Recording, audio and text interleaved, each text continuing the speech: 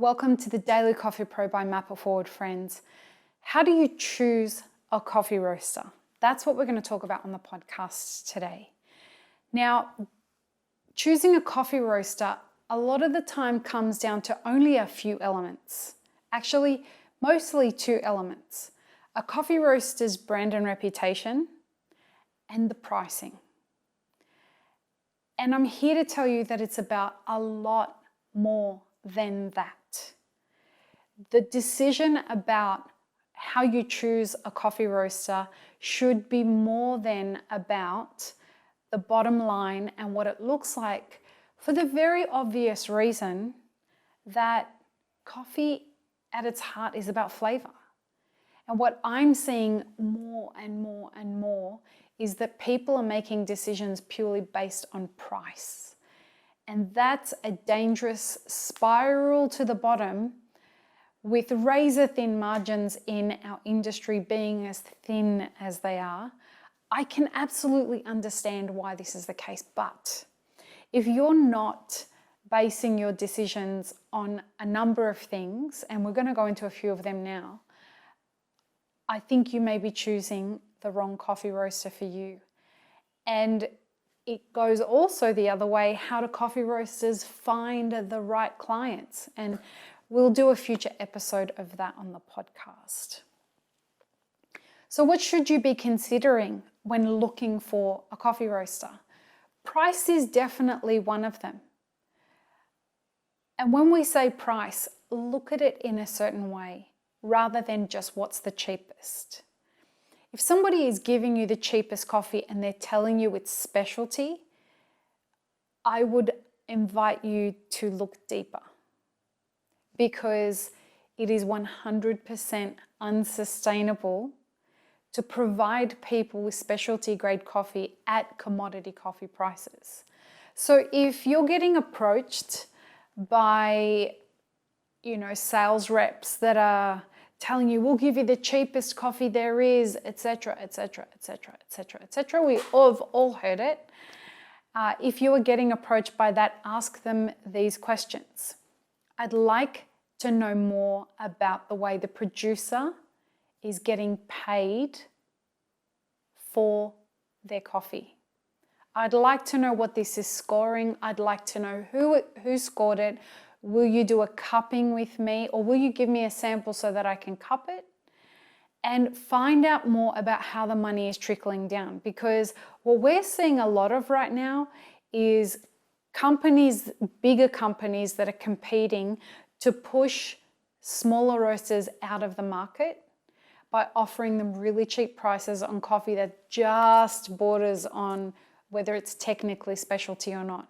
So being able to understand what you're tasting and being able to independently assess a coffee, even though a roaster a salesperson is telling you that their roasting team just tipped it over the specialty mark, is going to empower you a ton.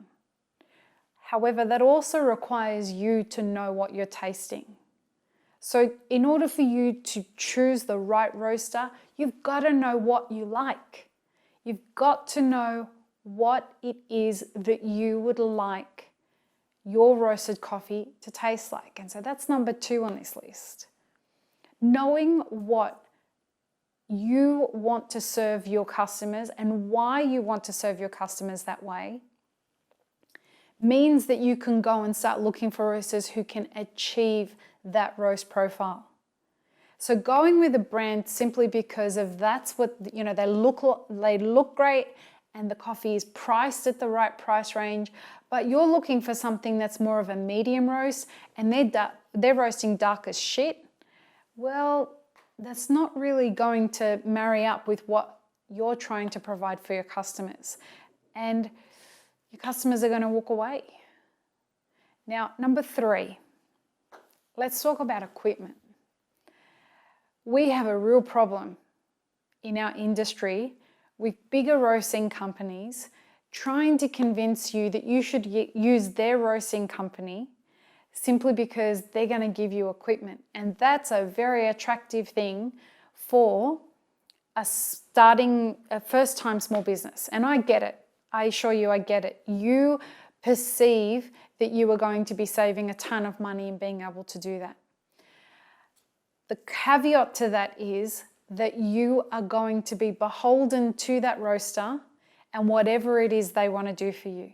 So if their roasting quality slips, if they've stopped offering you the standard of coffee that they first agreed that they would provide you with, and so many more other things that could bring the bar of what they're doing down once you've signed that contract, it means that you're beholden to them. If you go and lease your equipment independently, or better still, raise the capital so that you are buying the equipment and can depreciate the asset off your books, you now have autonomy from needing to go with a roaster who is going to hold you to ransom. And, you know, I'd love to have a conversation with the espresso manufacturers that are looking to roasting companies to be surrogate salespeople for their equipment. At what point did roasting companies become the surrogate salespeople for espresso manufacturing companies? Now, that's not the espresso manufacturing company's fault. It's the roasting company's fault for willingly taking on that mechanism as the way that they're going to win business. But this is a race to the bottom now. We don't have any more room to move with regards to our profit margins. Everything from, and it's been quite some time that it's been this way, but everything from now on just means somebody's got to lose when we are making these decisions. Either we're buying worse coffee, we're buying worse equipment, our customers are going to have to lose out, our staff are getting paid less. Someone's not getting paid given the margins are so thin. Now, the other thing, and in my mind, one of the most important things that you should be considering when choosing a coffee roaster and should be a determinant factor in how you choose your coffee roaster is, what is the relationship going to be like between you and them? How do they treat you as a customer? And how are they meeting your requirements? Are they giving you the terms that you need? Are they showing up for you in more than just a I'm sending a sales rep kind of way? Are they hearing what your needs are? And are those needs aligned? Are your values aligned? These are just some things that I want those who are coming into our industry to think about. And if you haven't been thinking about this yet, these are all really important things that can make your relationship with your coffee roaster that much better. Now, when you have a relationship with the right coffee roaster, both your businesses thrive.